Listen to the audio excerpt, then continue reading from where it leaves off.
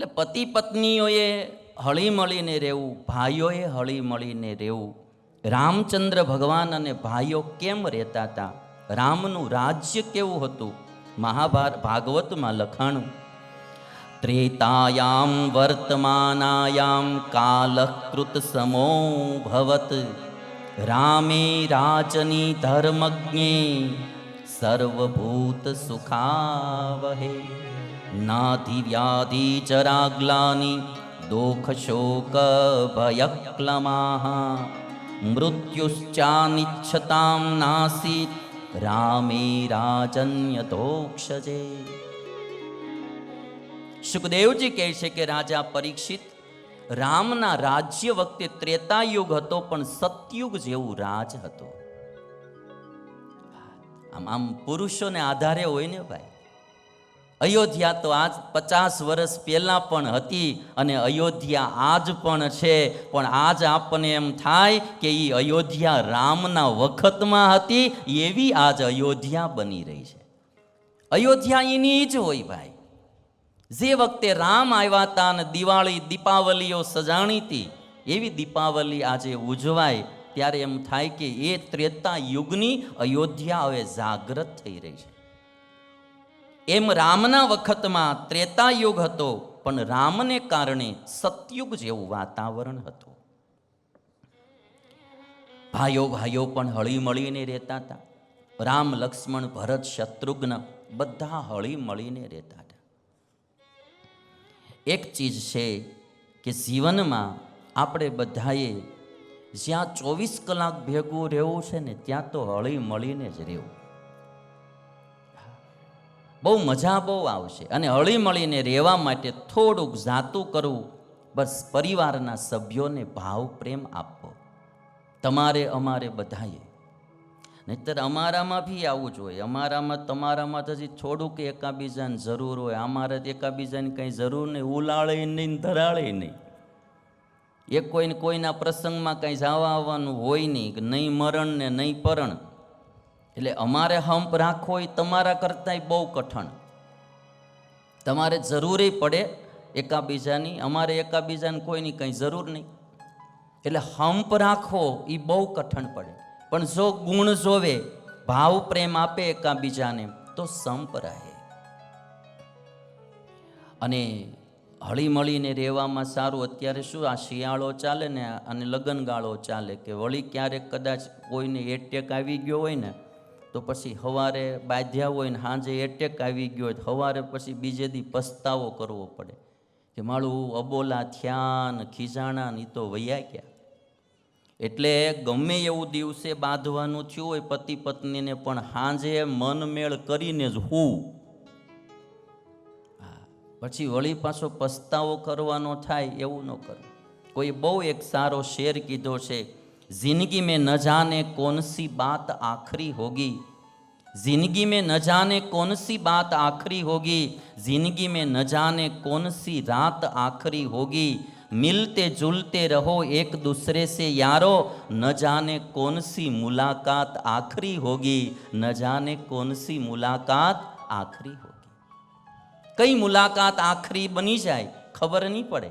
એટલે મા બાપ હોય, ભાઈ હોય, પત્ની હોય, ભાભી હોય, બહુ લાંબુ બગાડવું નહીં, આંટી ન પાડવી. ક્યારેક એકાબીજાના દેહ પડી ગયા તો પછી આખી જિંદગી પસ્તાવો રહી જાય કે મારું અમારે અલબોલા થયા, મન મેળ નહોતો ને વૈયા ગયા.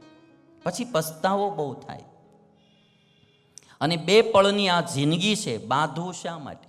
મીરાબાઈ એમ કહેતા કે કિસ્સે બગાડું 2 દિન કે મિજબાન. કોની આરે બગાડવું? 2 દિવસના મહેમાન છે આ દુનિયામાં.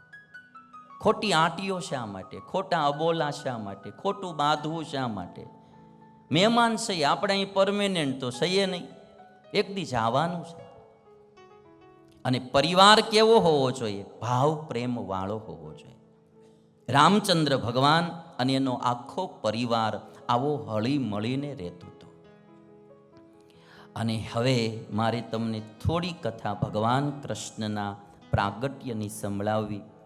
અને સૂર્યવંશમાં જેમ રામનું પ્રાગટ્ય થયું, એમ ચંદ્રવંશમાં ભગવાન કૃષ્ણનું પ્રાગટ્ય થાય એ કથા મારે તમને સંભળાવી.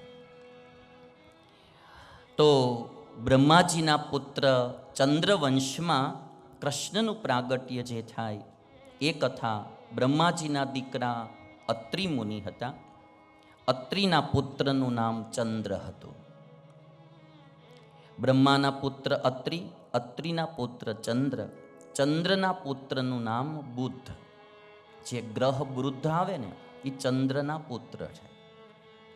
બ્રહ્માના પુત્ર અત્રિ, અત્રિના પુત્ર ચંદ્ર, ચંદ્રના પુત્ર બુધ, બુધના પુત્ર પુરુરવા, પુરુના પુત્ર નહુષ અને નહુષના પુત્ર યયાતિ, યયાતિના પુત્ર યદુ અને યદુના વંશમાં કૃષ્ણનું પ્રાગટ્ય થાય એટલે એને યાદવ કહેવામાં આવે.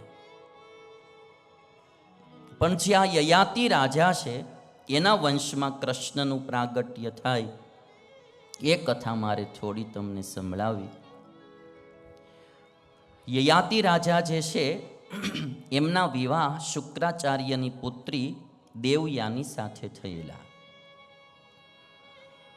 પરીક્ષિત રાજાએ સુખદેવજી મહારાજને પૂછ્યું કે યયાતિ તો ક્ષત્રિય હતા અને દેવયાની તો બ્રાહ્મણની પુત્રી હતી, શુક્રાચાર્યની પુત્રી હતી, તો એ બંનેના વિવાહ કઈ રીતે થયા? ક્ષત્રિય અને બ્રાહ્મણના વિવાહ કઈ રીતે થયા? એ સમયમાં આ પ્રશ્ન થતો, હવે તો ક્યાં કંઈ કર્યા જેવું છે. એટલે પૂછ્યું કે ભાઈ આવી રીતે વિવાહ કેમ થયા? સુખદેવજી કહે છે કે જો શુક્રાચાર્યની દીકરી દેવયાની અને શુક્રાચાર્ય વૃષપર્વ રાજાને ત્યાં રહેતા હતા. દાનવોના રાજા વૃષપર્વા અને વૃષપર્વાના રાજમાં શુક્રાચાર્ય રહે, એની દીકરી દેવયાની બી સાથે રહે. અને વૃષપર્વા જે રાજા હતા એની એક દીકરી હતી જેનું નામ હતું શર્મિષ્ઠા. એટલે શર્મિષ્ઠા અને દેવયાની બંને જણા બહુ સખી હતી, બે મિત્ર હતી. એક દિવસ દેવયાની અને આ શર્મિષ્ઠા બધી સખીઓ સાથે બગીચામાં ફરવા માટે ગયેલી અને એમાં એક તળાવમાં બધી સ્નાન કરતી હતી. એ જ સમયે શંકર અને પાર્વતી ત્યાંથી નીકળ્યા અને ત્યારે ફટાફટ બધી જ કન્યાઓ બારી આવી. ચોથે દાડે વળી કૂતરું પાછું આવ્યું છે. રોજ એકવાર કથા સાંભળવા આવે છે. કાલ નહોતું આવી શક્યું તો બિલાડીને મોકલી હતી એણે. એમાં બી નિયમબદ્ધતા કેટલી, એમ કે એકવાર જાવું એટલે જાવું એને ભાઈ. રોજ કથા સાંભળો, એકવાર આવે જો એક આંટો મારે